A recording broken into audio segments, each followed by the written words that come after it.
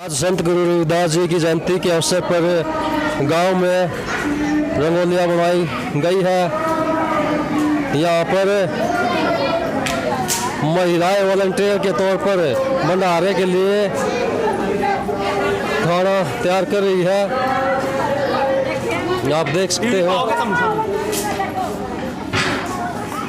भाई साहब नमस्कार। नमस्कार।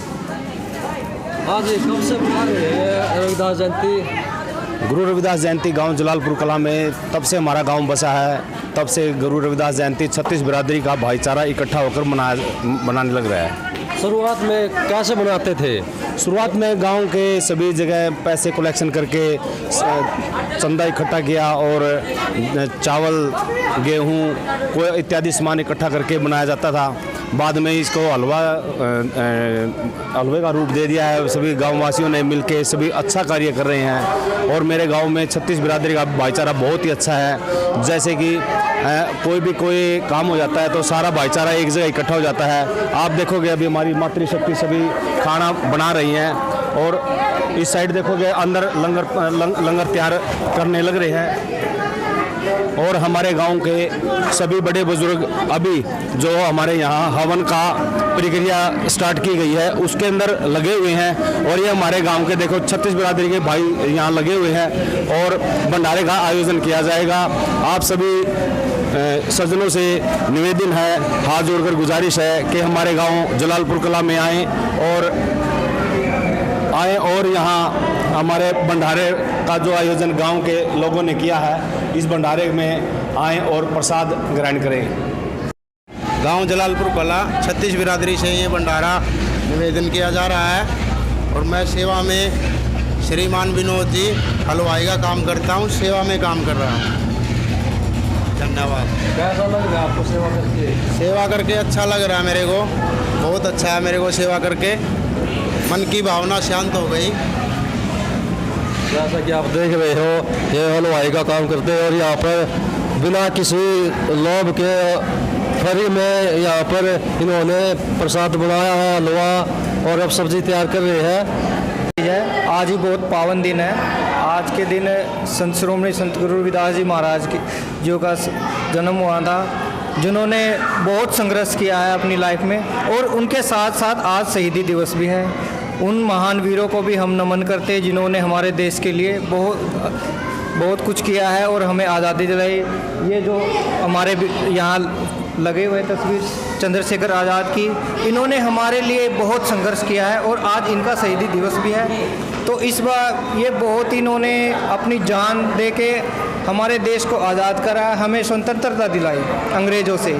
और साथ ही साथ इसके बारे में मैं किसानों के बारे में भी कुछ कहना चाहता हूँ। जो हमारे किसान भाई वहाँ पर बैठे हैं वो भी पूरी धूमधाम से शहीदी दिवस और संत श्रोमणी संत गुरु रविदास जी जयंती बहुत धूमधाम से मना रहे हैं और हम उनका तहे दिल से शुक्रिया अदा भी करते हैं और उनका हम समर्थन भी करते हैं।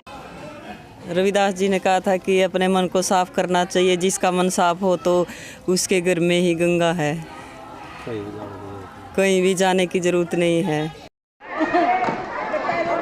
ये जन भंडारे के लिए वॉलंटियर साथी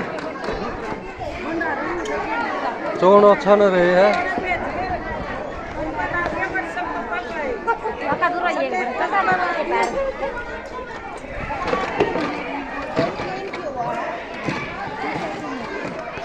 कि मैं सुनाए दे गीत गाते? क्या सुनाऊं मैं? सुनाए दे। सुनाओगे? पूरा सुनाओगे फिर? काल की शहादत दिवस है, जिन्होंने उन्हें आज़ादी इसलिए कहा जाता है क्योंकि वे अपनी अंग्रेज़ों की गोलियों से नहीं मरे, वे अपनी आज़ादी से मरे। उन्होंने देश के लिए बहुत कुछ किया और एक संगठन भी बनाया, HSRA, Hindustan socialist Republican association के नाम से, जो बहुत इसमें भगत सिंह और उसके दूसरे साथी भी थे जिन्होंने बहुत ही योगदान दिया था। और आज लोगों को इसकी शहादत के बारे में पता नहीं है, इसको बारे में पता होना चाहिए लोगों को। किसान आंदोलन का